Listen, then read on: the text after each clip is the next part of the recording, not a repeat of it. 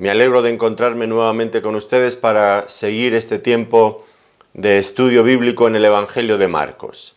En esta ocasión tenemos por delante un pasaje realmente hermoso que comienza en el capítulo 9 del Evangelio de Marcos y el versículo 1. Y vamos a leer, intentando abarcar nuestro estudio, hasta el versículo 13. Si les parece y tienen sus Biblias y quieren acompañarme, hacemos entonces esta lectura para comenzar. Dice así: También les dijo: De cierto os digo que hay algunos de los que están aquí que no gustarán la muerte hasta que hayan visto el reino de Dios venido con poder. 6 días después, Jesús tomó a Pedro, a Jacobo y a Juan y los llevó aparte solos a un monte alto y se transfiguró delante de ellos. Y sus vestidos se volvieron resplandecientes, muy blancos, como la nieve, tanto que ningún lavador en la tierra los puede hacer tan blancos. Y les aparecieron Elías con Moisés, que hablaban con Jesús. Entonces Pedro dijo a Jesús: Maestro, bueno es para nosotros que estemos aquí y hagamos 3 enramadas, una para ti, otra para Moisés y otra para Elías, porque no sabía lo que hablaba, pues estaban espantados. Entonces vino una nube que les hizo sombra y desde la nube una voz que decía: Este es mi Hijo amado, a él oíd. Y luego, cuando miraron, no vieron más a nadie consigo, sino a Jesús solo. Y descendiendo ellos del monte, les mandó que a nadie dijesen lo que habían visto, sino cuando el Hijo del Hombre hubiese resucitado de los muertos. Y guardaron la palabra entre sí, discutiendo qué sería aquello de resucitar de los muertos. Y le preguntaron diciendo: ¿Por qué dicen los escribas que es necesario que Elías venga primero? Respondiendo él les dijo: Elías a la verdad vendrá primero y restaurará todas las cosas. ¿Y cómo está escrito del Hijo del Hombre, que padezca mucho y sea tenido en nada? Pero os digo que Elías ya vino, y le hicieron todo lo que quisieron, como está escrito de él. Bueno, como ven, una porción realmente interesante, con mucho contenido que tenemos que ir tratando ahora poco a poco. La primera cosa que nos debemos de preguntar es cuál era el propósito de la transfiguración. Y al menos vamos a sugerir 4 posibilidades, 4 distintos propósitos para que el Señor Jesucristo se manifestara. El primero de ellos guarda relación con lo que ya vimos en el pasaje anterior. Recuerdan que allí el Señor Jesucristo estaba anunciándoles sus sufrimientos, también su muerte, como el único medio para poder establecer el reino de Dios en este mundo. De hecho, también les invitó a seguirle y les explicó con claridad cuáles eran las condiciones. Tenían que negarse a sí mismo, tomar la cruz y seguirle. Es decir, tendrían que perder su propia vida. Si quieren, pueden consultar el estudio anterior. Allí explicamos que perder la vida significaba perder aquella naturaleza, morir a aquella naturaleza que llevamos dentro de nosotros mismos, que hemos heredado de Adán, una naturaleza pecaminosa, caída, tendente siempre al mal. Así que no solamente el Señor Jesucristo tendría que morir en la cruz, sino que también nosotros deberíamos de tomar nuestra cruz, la cruz para seguirle. Ahora, eso era realmente muy duro, muy duro. Y podrían haber quedado fácilmente desanimados ante una perspectiva así. ¿Quién querría seguir al Señor en esas circunstancias, con esas condiciones? Bueno, ahora, para compensar eso anterior, lo que el Señor va a hacer es mostrarles anticipadamente un adelanto de la gloria de su reino. De alguna manera, pues, con esto lo que pretendía era que se animaran, que no solamente vieran el terrible sufrimiento o las cosas duras que podrían atravesar ellos o nosotros también como creyentes, por las que tendremos que pasar cuando nos hacemos cristianos, decidimos seguir al Señor Jesucristo, pues lo que viene a mostrarles es que hay un final glorioso por el que vale la pena sufrir y pasarlo mal en este mundo. Por eso el Señor en este pasaje lo que vamos a ver es que les muestra su gloria. Les muestra un adelanto de cómo iba a ser ese reino glorioso, maravilloso. Desde luego, ya hemos leído, luego comentaremos, pues Pedro quedó maravillado. Hagamos aquí 3 enramadas. No se querían mover de allí. Eso les pareció maravilloso. Y es que realmente vale la pena tener esas aspiraciones. Así que el primer propósito era ese, compensar la dureza de las declaraciones anteriores, que no quedaban anuladas, quedaban en pie, pero había que verlas también a la luz de la recompensa final, del destino final de los creyentes al llegar allí. Y debemos de pensar también que esta visión les ayudaría también a aquellos apóstoles a sostenerse en los momentos durísimos cuando tuvieran que ver a su amado Salvador, al Señor Jesucristo, al Maestro, al quien habían seguido con tanto cariño durante aquellos 3 años, pues verle crucificado, desnudo, abandonado, en debilidad, sufriendo. Pues esa visión de la cruz debería de ser también compensada con la visión que estaban recibiendo ahora de su propia gloria, para avanzar, para tener ánimo, para seguir en el camino. El segundo propósito de la transfiguración es que el Señor Jesucristo quería convencerles de que también existe otro mundo tan real y auténtico como el nuestro y que no lo vemos, pero que es real, que es presente. No estamos hablando de un mundo que va a existir al final, cuando se acabe no, sino un mundo que ya existe ahora mismo, paralelo a este mundo en el que nosotros vivimos. Un mundo con el que el Señor Jesucristo estaba permanentemente en contacto, estaba en este mundo, pero también tenía la posibilidad de interactuar con ese mundo. Aquí, por ejemplo, vemos que está reunido con Moisés y Elías, que forman parte de ese mundo que no vemos, pero que existe, que es real. Y lo que a primera vista apreciamos es que el paso del tiempo tal como lo conocemos en este mundo que nosotros habitamos, pues no afecta a ese otro mundo. Porque, por ejemplo, pues aquí vemos a Moisés y Elías, como he mencionado, que están junto con el Señor. Pero si nosotros miramos el Antiguo Testamento, pues nos damos cuenta rápidamente que tanto Moisés como Elías vivieron en épocas muy diferentes, siglos de entremedio de los dos. Y sin embargo aquí aparecen juntos. Así que es un mundo paralelo al nuestro, real, y en el que las cosas no se ven afectadas de la misma forma, no suceden de la misma manera que en nuestro mundo. Allí Moisés y Elías viven juntos, igual que otros sinfín de creyentes que nos han precedido y que ya han marchado, han partido con el Señor. Pero es un mundo real. No solamente existe este mundo, y debemos de pensar en ese otro mundo también, como creyentes, porque si solamente miramos a nuestro alrededor sin pensar en el cielo, en la eternidad, en ese reino glorioso de Cristo, pues nuestra vida aquí se puede consumir fácilmente. Necesitamos urgentemente como creyentes siempre estar mirando hacia ese otro mundo eterno y glorioso. Recuerdo la historia, seguro que ustedes también, de Moisés en el Antiguo Testamento cuando fue a decirle a Faraón de Egipto: Dios se nos ha aparecido y nos está llamando a ir a salir de aquí. Él tiene unas promesas y una herencia para nosotros, una tierra prometida. Y Faraón se enfadó muchísimo y les dijo: olvidaros, yo no conozco quién es Jehová y no hay más mundo que este en el que vosotros estáis.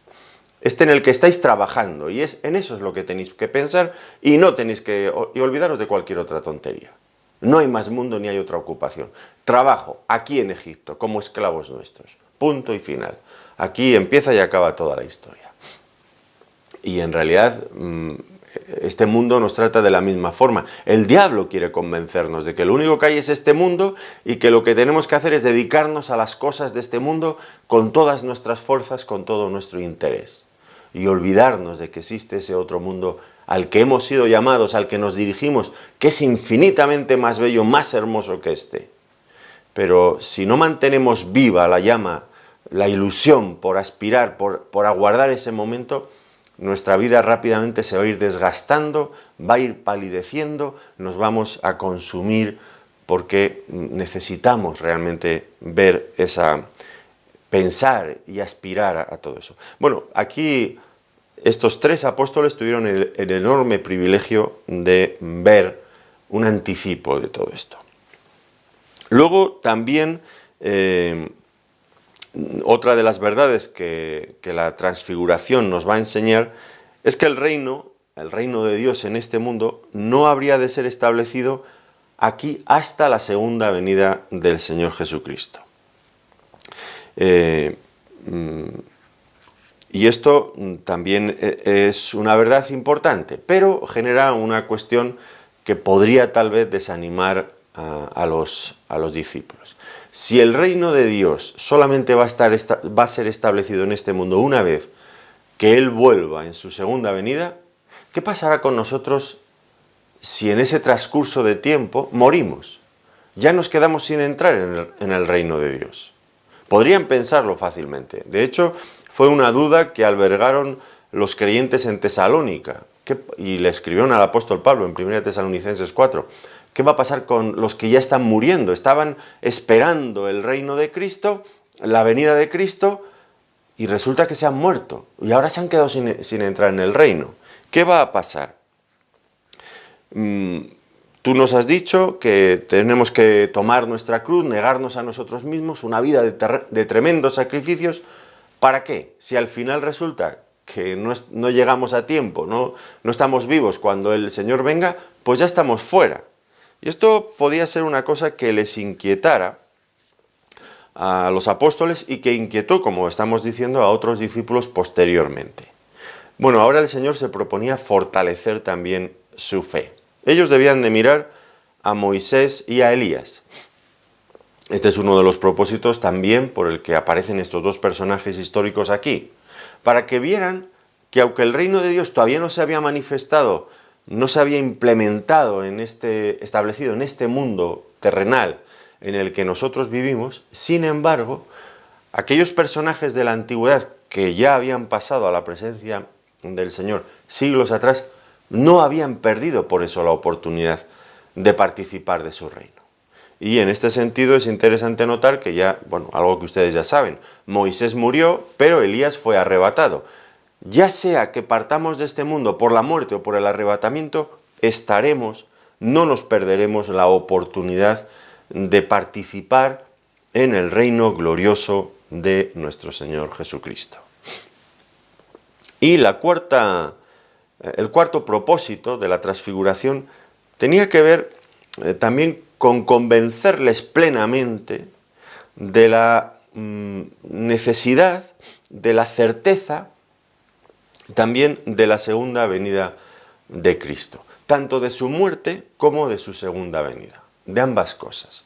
Recuerdan que en el pasaje anterior el apóstol Pedro, con la naturalidad que le caracterizaba, había dicho: Señor, cuando él había anunciado su muerte y resurrección, Señor, de ninguna manera esto te acontezca. Y él estaba discutiendo el programa divino, estaba discutiendo las palabras del Señor, el plan del Señor. Tanto quería quitarle de la cabeza la muerte como el sufrimiento, como todo aquello. Ahora, el apóstol Pedro, que está presente aquí, es uno de los tres testigos, Pedro, Juan y Jacobo, pues quedó fuertemente impresionado por este acontecimiento, por la transfiguración. Y años después, cuando escribe la segunda epístola, la segunda carta de Pedro, en el capítulo 1, él hace precisamente referencia a este pasaje. Segunda de Pedro, capítulo 1, versículos 16 al 18. Dice así: porque no os hemos dado a conocer el poder y la venida de nuestro Señor Jesucristo siguiendo fábulas artificiosas, sino como habiendo visto con nuestros propios ojos su majestad. Pues cuando él recibió de Dios Padre honra y gloria, le fue enviada desde la magnífica gloria una voz que decía: Este es mi Hijo amado, en el cual tengo complacencia. Y nosotros oímos esta voz enviada del cielo, cuando estábamos con él en el monte santo. Bueno, sin lugar a dudas, la gloria del Señor en aquella ocasión tuvo que impresionar y dejar una fuerte huella en el apóstol Pedro. La gloria, la majestad del Señor. Pero aquí lo que subraya es que hubo algo que le llamó especialmente la atención, que le confrontó con fuerza. ¿Qué era esa cosa? Bueno, por supuesto ya digo la gloria del Señor, pero también la voz del Padre. La voz del Padre que decía, según relata Pedro en su carta, dice: este es mi Hijo amado, en el cual tengo complacencia. Aquí en nuestro pasaje en Marcos dice: este es mi Hijo amado, a él oíd. Viene a ser lo mismo, pero esto le impresionó a Pedro. ¿Por qué razón?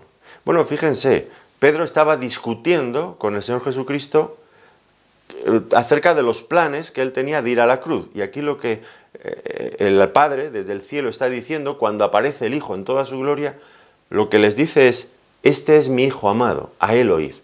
En él tengo mi complacencia. Lo que él está haciendo, lo que mi Hijo está haciendo, dice el Padre, cuenta con mi total aprobación. No está actuando de una forma inapropiada, está siguiendo la voluntad de Dios. No hay otra alternativa. Y Pedro, que 6 días antes había estado discutiendo con el Señor acerca de esto, ahora se siente pues ya definitivamente convencido y avergonzado, entiendo también. Porque el Padre desde el cielo le está diciendo: Pedro, te estás equivocando, tienes que escuchar lo que Él te está diciendo. A Él oíd, tienes que escuchar.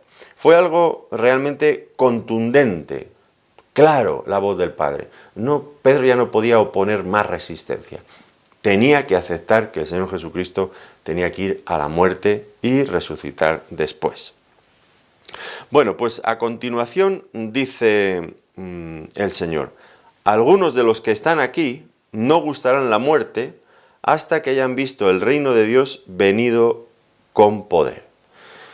Bueno, se ha debatido mucho sobre lo que significan estas palabras del Señor Jesucristo.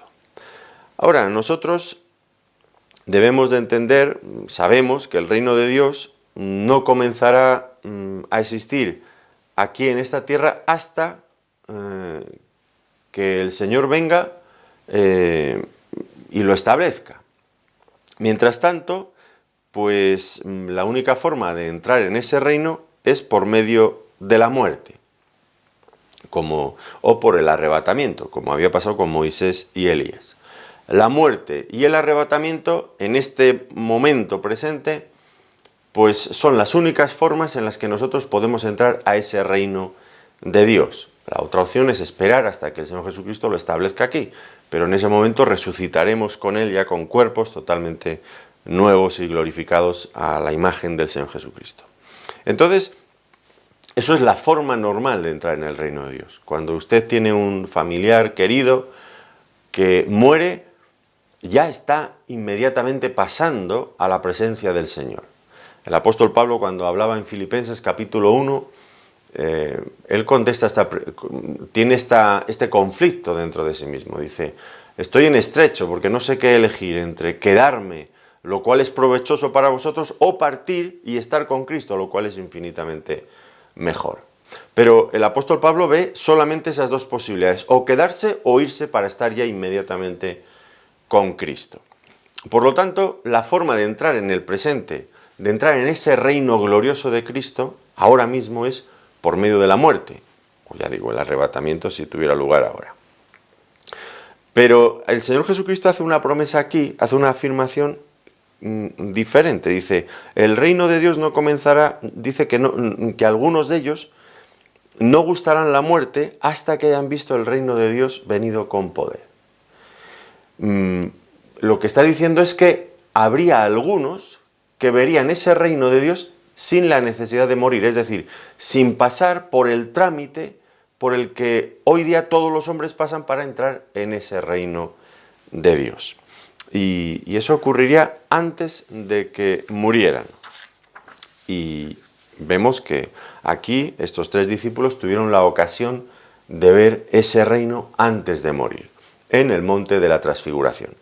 Entiendo que debemos de asociar la promesa que el Señor Jesucristo hizo con lo que ocurrió 6 días después. El evangelista, al colocar una cosa a continuación de la otra, parece querer dar a entender que ambas cosas están en conexión. Ahora, aquí ya nos da una idea también el pasaje de en qué va a consistir el reino de Dios en poder. Y la primera cosa que se subraya es que nos encontramos con el Señor Jesucristo en toda su gloria.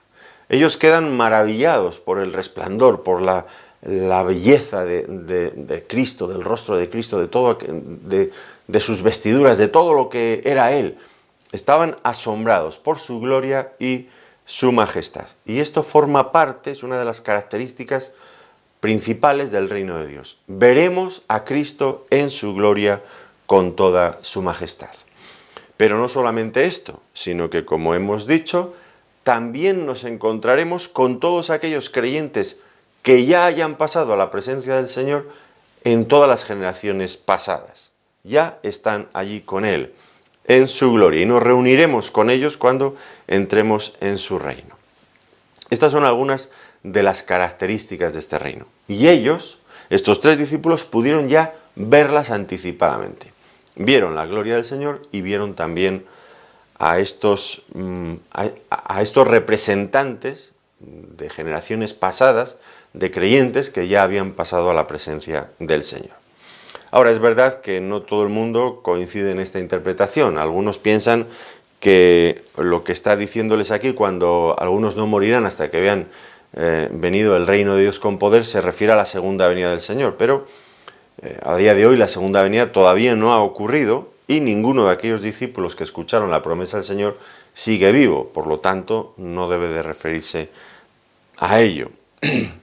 Otros opinan que el reino de Dios venido con poder se refiere a la rápida extensión del Evangelio una vez que el Señor Jesucristo había resucitado y el Espíritu Santo descendió.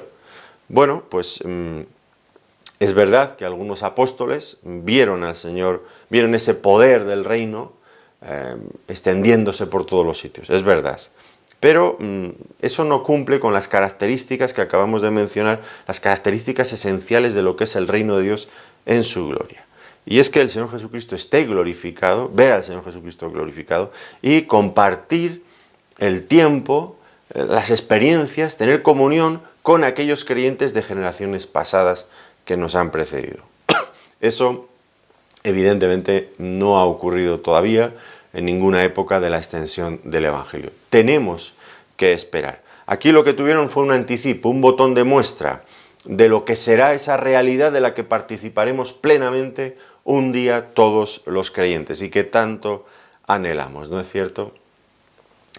Bueno, el Señor dice, el texto dice, 6 días después Jesús tomó a Pedro, a Jacobo y a Juan y los llevó aparte. Y nosotros nos preguntamos, ¿y por qué solamente a estos 3 y no a los 12? Bueno, no era la primera vez tampoco que el Señor Jesucristo escogía a estos 3 discípulos, a Pedro, a Juan y Jacobo, para algo especial. Recuerdan que también en Marcos capítulo 5, versículos 35 al 42, cuando el Señor resucitó a la hija de Jairo, también entró al aposento donde esta niña estaba con estos 3 discípulos.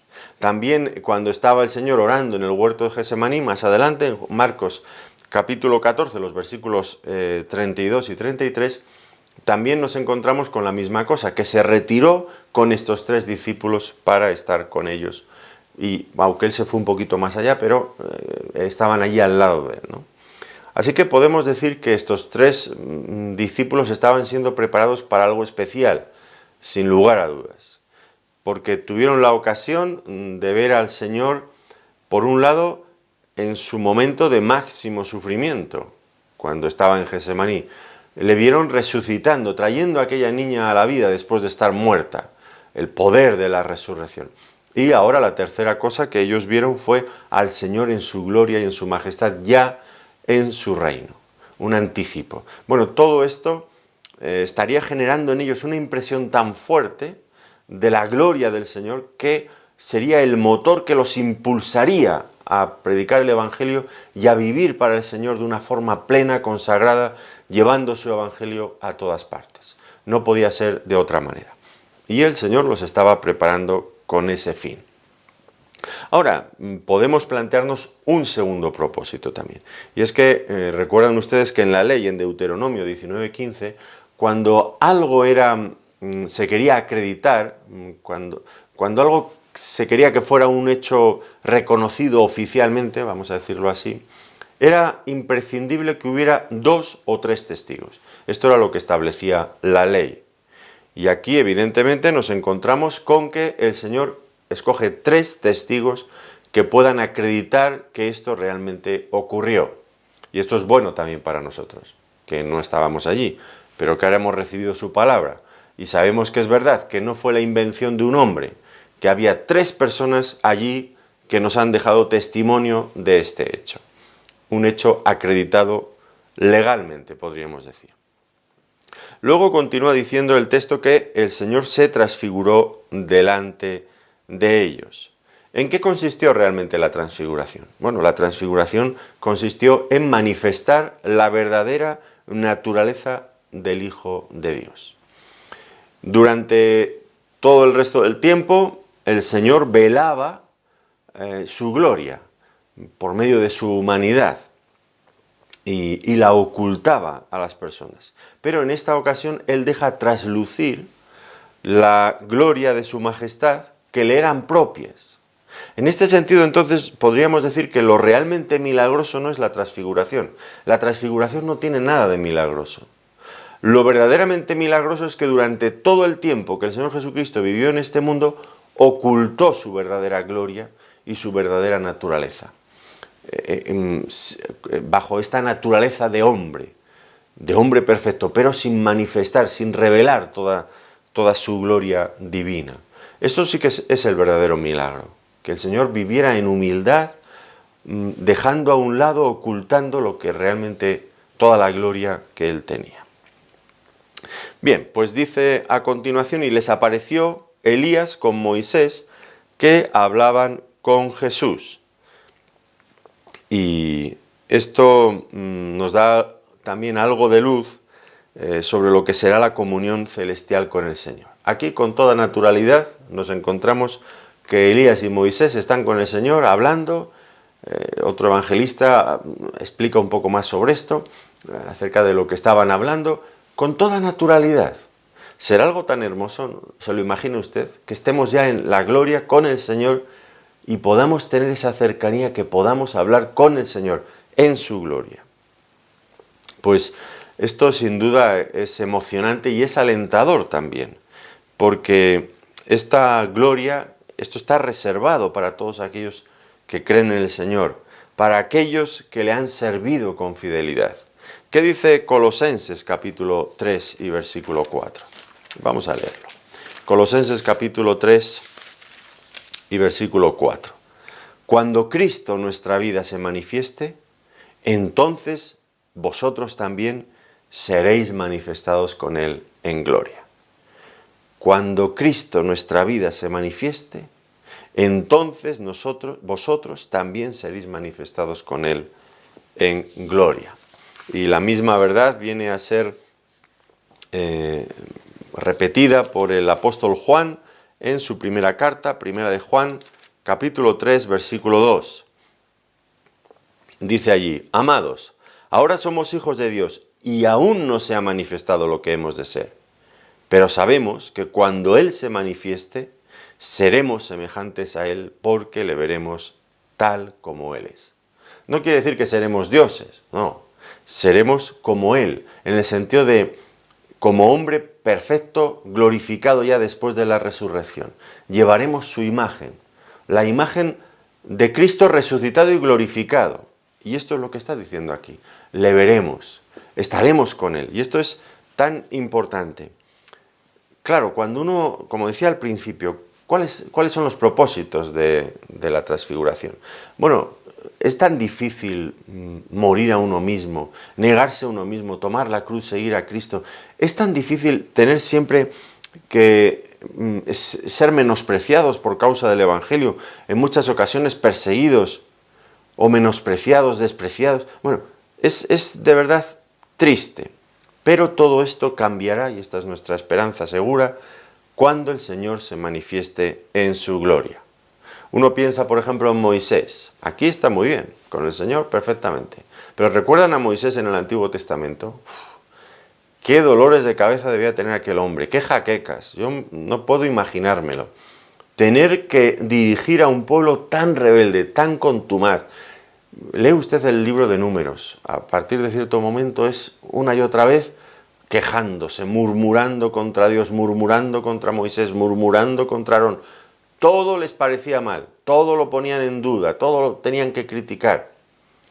Moisés llegó un momento efectivamente que ya se descontroló, y cuando Dios le dijo habla a la roca, él estaba tan enfadado que golpeó a la roca, porque estaba muy enfadado. Le tenían harto, le tenían ya quemado. Es que ¿cómo podía ser de otra manera? Mucho aguantó, me parece milagroso. No sin razón dice la Biblia que era el hombre más manso de la tierra, porque aguantar todo lo que él aguantó es mucho, es mucho.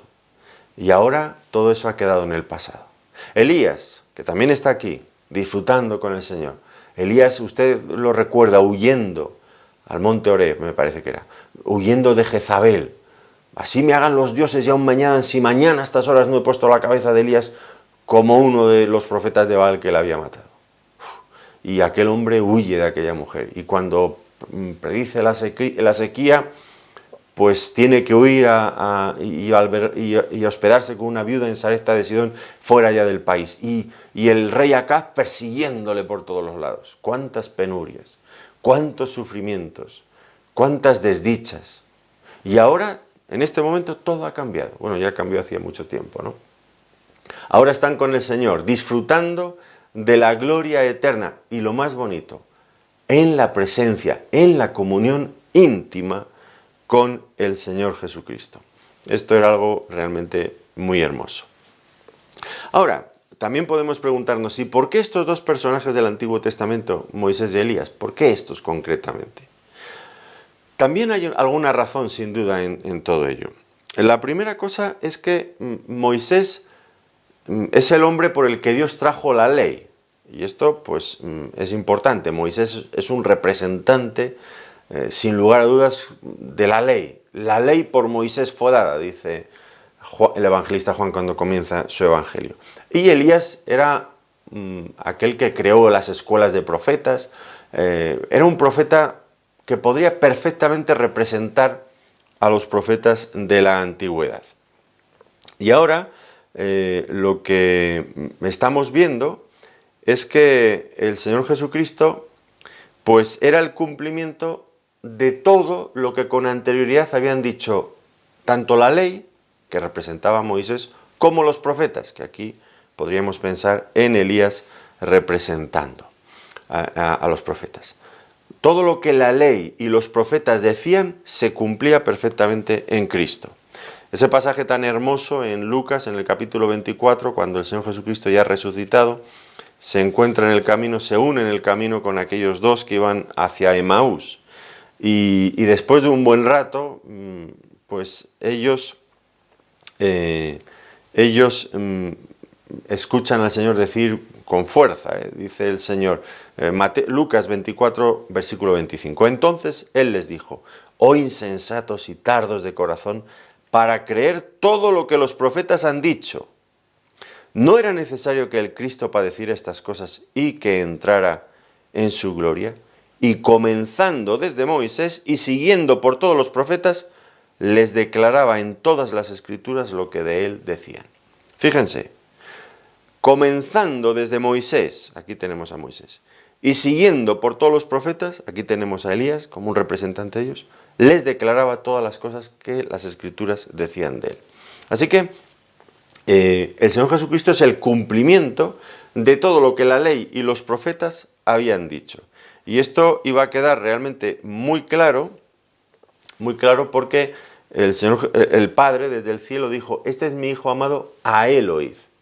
La ley y los profetas quedaban en un segundo plano porque el cumplimiento perfecto de todo aquello que se había anunciado durante siglos anticipadamente, ya estaba allí, se estaba cumpliendo. Por lo tanto, ahora había que empezar a oír a Cristo. No es que había que dejar de oír a la ley y los profetas, no estoy diciendo esto, pero una vez que ya tenemos la realidad, ¿para qué estar mirando tanto lo otro? Lo otro sí, es verdad, nos asegura en nuestra fe, la forma en la que Dios había organizado todo, y aún podremos aprender muchas cosas de los profetas y de la ley. Pero ya digo, ahora tenemos la esencia, ya no la sombra, sino el cuerpo desde el que se proyecta la sombra. Pues quedémonos con el cuerpo. El Padre desde el cielo dice, este es mi Hijo, a Él oíd. Así que podemos decir que, en cierto sentido también, pues estos personajes fueron escogidos por lo que representaban, a fin de mostrarnos que Cristo está más allá, es el cumplimiento de todos ellos. Y también otra posibilidad es que tanto Moisés como Elías representaban dos formas de salir de este mundo. Ya recuerdan ustedes que Moisés murió, ya lo hemos mencionado, y Elías fue arrebatado en aquel torbellino, en aquel carro de fuego. Así que dos formas distintas de salir de este mundo. Y es interesante el pasaje que he mencionado antes, en 1 Tesalonicenses, en el capítulo 4, los versículos 16 y 17, aquellos creyentes que expresaban dudas, bueno, y si nosotros no estamos vivos cuando el reino de Dios venga, ¿qué pasará? Y el apóstol Pablo dice que nadie se va a quedar fuera, y hay dos formas de entrar, por la muerte o por el arrebatamiento. Podemos leerlo, 1 Tesalonicenses 4, 16 y 17. Porque el Señor mismo, con voz de mando, con voz de arcángel y con trompeta de Dios, descenderá del cielo, y los muertos en Cristo resucitarán primero. Luego nosotros, los que vivimos, los que hayamos quedado, seremos arrebatados juntamente con ellos en las nubes para recibir al Señor en el aire, y así estaremos siempre con el Señor. Aquí tenemos, por un lado, la resurrección de los muertos y el arrebatamiento y transformación de los que estén vivos para entrar a la presencia del Señor. Bueno, son dos formas de partir de este mundo, y esas dos formas ya quedaban también representadas por estos dos personajes, por Moisés y Elías. Continuamos entonces. Dice ahora, Pedro dijo a Jesús, Maestro, bueno es para nosotros que estemos aquí y hagamos 3 enramadas. Bueno, ya saben, Pedro, como siempre, impulsivo y reflexivo, dejándose llevar por lo que en cada momento sentía. Es una de las personalidades mejor caracterizada en toda la Biblia. Pedro es como es, en todos los evangelios es el mismo. En todas las cartas, en todos los sitios donde aparezca, Pedro es el mismo. No hay duda. Y bueno, pues habla diciendo lo que siente en ese momento, no se lo calla. Luego quizás reflexionará, seguro que sí. Pero en este momento dice lo que siente. Y bueno, pues creo que Pedro, tanto cuando acierta como cuando mete la pata, me parece que nos representa bastante bien a todos nosotros, ¿no es cierto? ¿Quién no habría dicho algo parecido en aquel momento? ¡Qué bueno es estar aquí! ¿Por qué no nos quedamos para siempre? Pues bueno, pues creo que tiene su lógica, ¿no? Y llegará un momento en que al fin estaremos con el Señor. Ahora estamos aquí, pero llegará el momento que estemos con el Señor. ¿Y qué diremos cuando estemos con el Señor en su gloria? ¡Qué bueno es estar aquí! Pero ya no tendremos que pensar en que nos tenemos que ir. No. Qué bueno es estar aquí, pero es que ya estamos aquí para quedarnos con el Señor para siempre.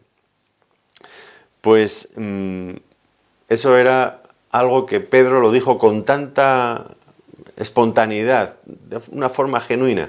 Y seguro que nos vamos a hacer eco de esas mismas palabras en algún momento cuando lleguemos a la gloria. Seguro que sí. Nadie va a quedar defraudado. Todos, cuando entremos a la gloria, los que somos creyentes, quedaremos admirados y diremos, ha valido la pena todo sufrimiento, todo esfuerzo, todas aquellas cosas que hayamos dejado con tal de seguir a Cristo. Por supuesto que habrá valido la pena. Qué bueno es estar aquí, con el Señor, con los santos del Señor, disfrutando en perfección, ya no con las cargas y ese duro lastre que llevamos del pecado, sino ya libres de todo ello, disfrutando en plenitud de la gloria del Señor. Hoy es difícil de imaginárselo, aunque debemos de pensar un poco en ello, porque el creyente que no piensa en el cielo y en la eternidad es un creyente triste y apagado, sin lugar a dudas. Es un creyente que va perdiendo el fuelle, la energía. Necesitamos ir pensando en esto. Ahora, en este caso, Pedro pues estaba diciendo algo inapropiado. Quedémonos aquí. Era imposible, por eso se estaba equivocando. Era imposible porque el Señor Jesucristo tendría que pasar por la cruz, los sufrimientos de la cruz y la resurrección, tal como le había anunciado. Y él quería olvidarse de eso. Imposible, Pedro. Y por otro lado, bueno, ¿qué habrían dicho los otros discípulos que estaban abajo esperando, ¿no? Ah, qué bien, vosotros os quedáis aquí y a nosotros ¿qué? ¿Os olvidáis de nosotros en el momento que estéis bien? No, no era el momento de quedarse allí. En tal caso, llegará el momento en que todos estaremos en su presencia y seremos llamados allí. Claro que sí, pero no era ese el momento. Y entonces, dice el evangelista, vino una nube y desde la nube una voz que decía, este es mi Hijo amado, a él oíd. Como todos ustedes saben, en el Antiguo Testamento, pues la presencia de Dios se relacionaba frecuentemente con la nube, con una nube. Recuerdan que Moisés recibió la ley sobre un monte que había sido cubierto por una nube. Eso lo encuentran en Éxodo capítulo 24, versículos 12 al 18. Y fue también en una nube cuando Dios vino al tabernáculo. Una vez que lo acababa de montar Moisés, su presencia entró en el tabernáculo y se hizo notoria precisamente por esto, por una nube. Eso lo ven en Éxodo 40, 34. Los sacerdotes, ¿cómo sabían si el Señor estaba en el templo, la presencia de Dios estaba en el templo o no? Porque la nube cubría el tabernáculo. Lo mismo ocurrió con Salomón. Cuando él acabó la obra aquella de aquel templo nuevo, pues una nube nuevamente llenó la casa de Jehová. Primera Reyes 8, 10. Así que la nube nos habla de la presencia del Señor. Pero en medio de esta escena tan gloriosa, lo que se subraya ya no solamente es la nube, que nos recuerda, como digo, claramente la presencia del Señor, sino que ahora lo que se subraya es la voz del Padre. Este es mi Hijo amado, a él oíd. Como ya he mencionado, los grandes representantes de la ley y de los profetas, que habían tenido un ministerio preparatorio, ya eso quedaba cumplido con la venida del Señor Jesucristo. Ahora había que escuchar al Hijo. Fíjense cómo el autor de los Hebreos explica, nos hace ver cómo la revelación había llegado a su clímax con la presencia del Señor Jesucristo. Dice Hebreos, capítulo 1, versículo 1 y 2, dice, Dios, habiendo hablado muchas veces y de muchas maneras en otro tiempo a los padres por los profetas, en estos postreros días nos ha hablado por el Hijo, a quien constituyó heredero de todo y por quien asimismo hizo el universo. Lo que nos dice es que Dios había hablado de muchas maneras en otros tiempos, a los padres por los profetas, pero ahora, en la consumación de los tiempos, en el clímax de la resurrección nos ha hablado por el Hijo. Es como si la idea es la del sol cuando amanece, ¿no? Al principio los primeros rayos pues apenas alumbran, poco a poco van alumbrando más y van calentando un poco más. Pero cuando el sol llega a su clímax, a su punto más álgido, entonces es cuando ilumina y calienta con mayor claridad. Y esto es lo que el Señor Jesucristo estaba haciendo. Su luz era infinitamente superior a todo aquello que había venido anteriormente. Como alguien ha dicho, las estrellas desaparecen cuando sale el sol. Y Malaquías capítulo 4 y versículo 2 dice, mas a vosotros, los que teméis mi nombre, nacerá el sol de justicia. Ha acabado la noche, ya es el día. Ya tenemos el sol de justicia, con toda su claridad. Ahora, el Padre no solamente quería resaltar este hecho, el clímax de la revelación. Había otra cosa que también quería dejar clara, y era su completa aprobación a la obra que el Hijo se disponía a realizar. Y esto era importante, como ya he mencionado hace un momento, por los discípulos que lo estaban cuestionando, que como chocaba frontalmente con sus conceptos, con sus ideas preconcebidas de lo que iba a ser el Mesías, de su obra, pues se negaban a aceptar esto. Y aquí el Padre quiere dejar constancia de que lo que su Hijo ha dicho es correcto, es la voluntad del eterno Dios, y ellos debían de aceptarlo. Así que finalmente, pues Moisés y Elías desaparecen en un momento y dejan solo a Jesús. Lógico, cedían el lugar principal a Cristo, porque al fin y al cabo Moisés y Elías, con todo y que fueron grandes hombres de Dios, eran solamente hombres. Ellos no podrían salvar, ellos habían anunciado al Salvador, pero ellos no podían salvar a la humanidad. Esa obra de redención del mundo solamente la podía llevar a cabo el Señor Jesucristo. Así que ellos desaparecen de la escena. No son ayudantes, no, solamente Cristo es el que puede hacer eso y lo iba a hacer. A continuación el Señor Jesucristo les dice, les mandó que a nadie dijesen lo que habían visto, sino cuando el Hijo del Hombre hubiera resucitado. Aquí tenemos nuevamente algo a lo que el Señor ya nos tiene acostumbrados, una nueva prohibición a decir lo que habían visto, algo parecido a lo que ocurrió cuando Pedro hizo esa confesión, tú eres el Cristo. Inmediatamente el Señor les mandó que no dijesen esto de él a ninguno. Ahora, aquí la prohibición tiene un matiz. El matiz es que era una prohibición temporal. No digáis nada a nadie de lo que habéis visto hasta que el Hijo del Hombre haya resucitado. ¿Por qué razón? Pues porque la resurrección, la muerte y resurrección de Cristo eran las claves, las piezas claves que les permitirían entender en su conjunto toda la obra de la redención. Entender la persona de Cristo, entender lo que Él había venido a hacer para establecer su reino. Una vez que tuvieran esos dos hechos ya hubieran ocurrido y ellos los hubieran visto y entendido, la muerte y la resurrección de Cristo, a partir de ahí es sencillo y los vamos a ver que es como si de repente cuando empieza Hechos de los Apóstoles, ¡bum!, van lanzados con las dificultades que han tenido antes y ahora a partir de ahí van lanzados porque les faltaba eso, les faltaban las dos piezas claves, muerte y resurrección. Por supuesto también el descenso del Espíritu Santo les ayudó muchísimo, qué duda cabe. Y ellos discutían, dice el texto, ¿qué sería aquello de resucitar de los muertos? Vemos que, que les está costando. ¿Qué sería aquello de resucitar de los muertos? No sabían cómo interpretar esto. Pensarían probablemente, como dijimos en nuestro estudio anterior, quizás en la resurrección general, como dijo el Señor, como dijo Marta, yo sé que resucitará en la resurrección, en el día postrero.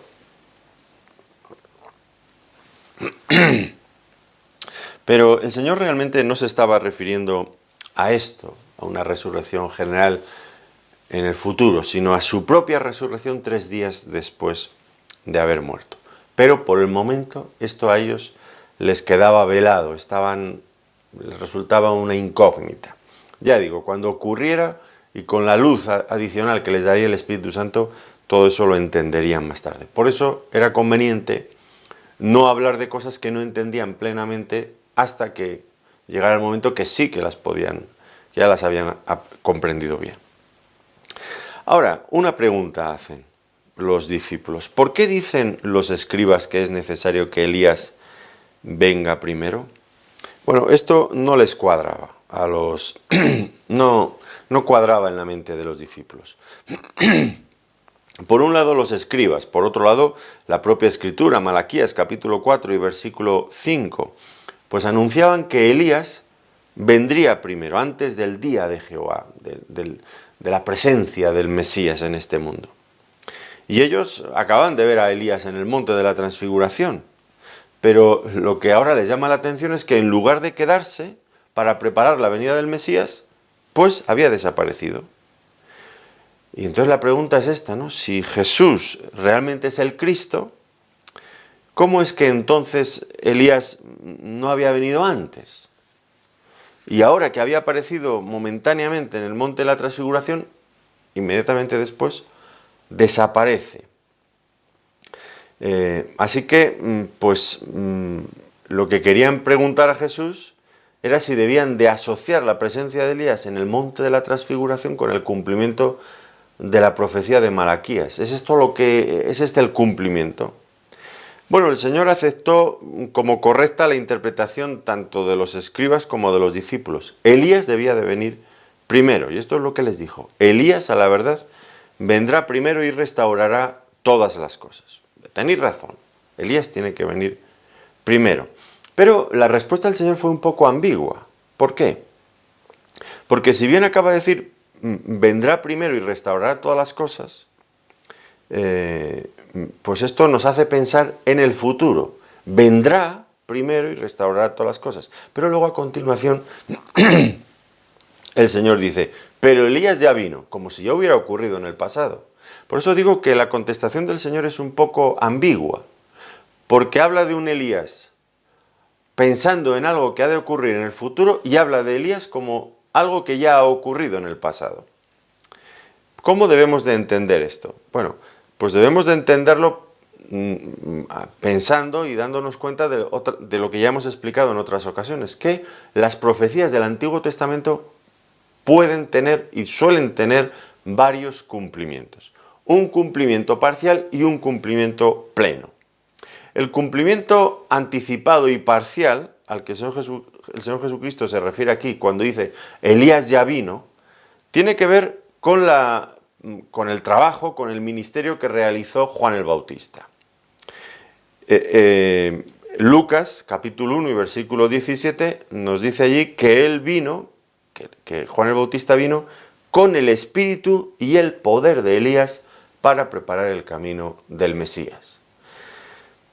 No es que vendría Elías mismo, sino que vendría con el espíritu y el poder de Elías. Esa es la interpretación que el Señor hace también de esto. Porque luego se lo explica claramente el Señor. En Mateo capítulo 11 y versículo 14 dice, y si queréis recibirlo, Él es aquel Elías que había de venir. Y finalmente los discípulos, dice Mateo 17, 12 y 13, dice, entonces los discípulos comprendieron que les había hablado de Juan el Bautista. Así que una profecía del Antiguo Testamento puede tener varios cumplimientos. Primer cumplimiento, parcial. Como el Señor Jesucristo dijo, Elías ya vino, refiriéndose a Juan el Bautista, que vino con el poder, el espíritu y el poder de Elías. Pero ahora nos queda el segundo cumplimiento, el completo, el pleno. ¿Cuándo va a ser esto? Pues eso tiene que ocurrir en el futuro, antes de la segunda venida del Señor Jesucristo. Yo no quiero hacer afirmaciones, pero probablemente uno de los dos testigos que aparece en Apocalipsis, capítulo 11, versículos del 3 al 13, muy probablemente uno de esos testigos sea Elías, que viene preparando nuevamente el camino del Mesías en su segunda venida. Una segunda venida que, como ya saben ustedes, va a ser muy diferente de la primera venida del Señor cuando vino a morir en la cruz. Su segunda venida será para reinar y para gobernar este mundo y sentarse en el trono de David en este mundo, en Jerusalén. Y eso es algo que todavía no ha ocurrido y que tiene que ocurrir porque Dios lo ha anunciado así en su palabra. Ahora, había algo en lo que los escribas y los discípulos interpretaban acerca de la venida de Elías con lo que el Señor Jesucristo no estaba de acuerdo. ¿Y qué era esto? Bueno, ellos estaban pensando que cuando Elías viniera, pues entraría en la historia de la humanidad trayendo una victoria arrolladora y dando todo el poder a Israel. Y esto no iba a ser así, dice el Señor Jesucristo. Ellos pensaban que iba a ser así, pero no iba a ser así. ¿Qué les dice el Señor Jesucristo? Elías ya vino, ¿y qué añade?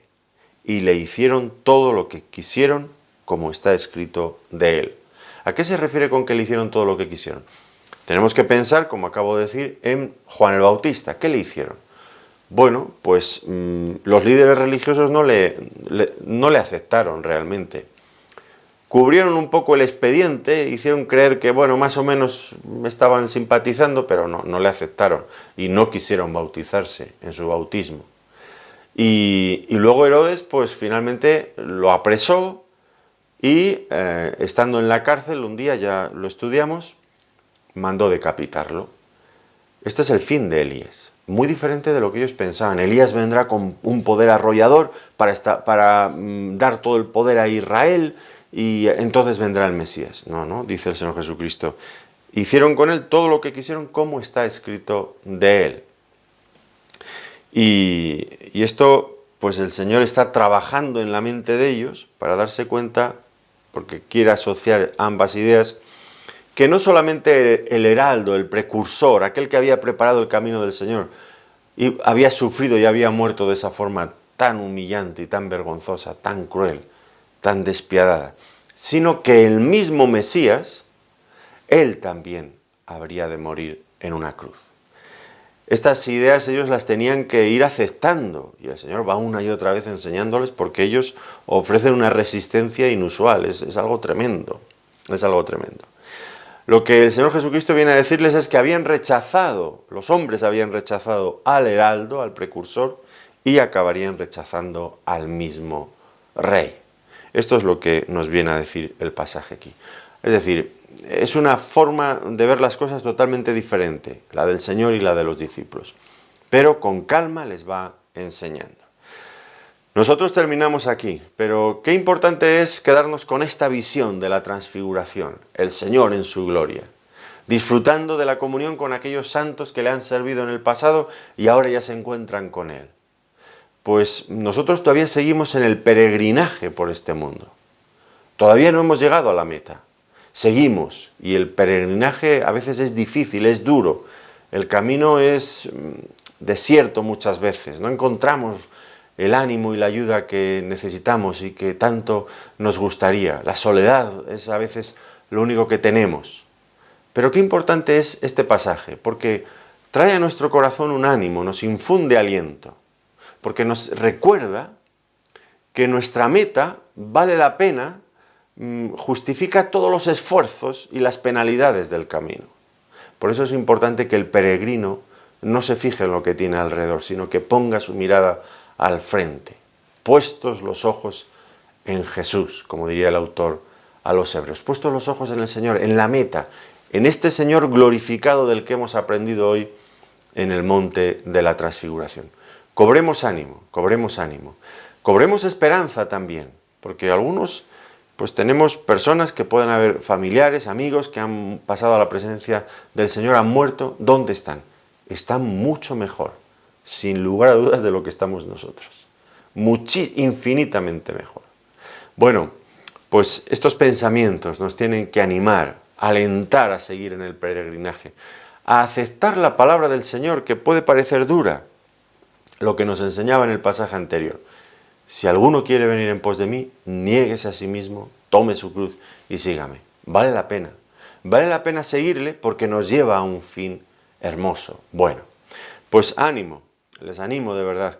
Bueno, no yo, deseo que la palabra de Dios les anime con estas hermosas verdades que hoy en las que hemos reflexionado. Gracias por su atención, que el Señor les bendiga muy ricamente.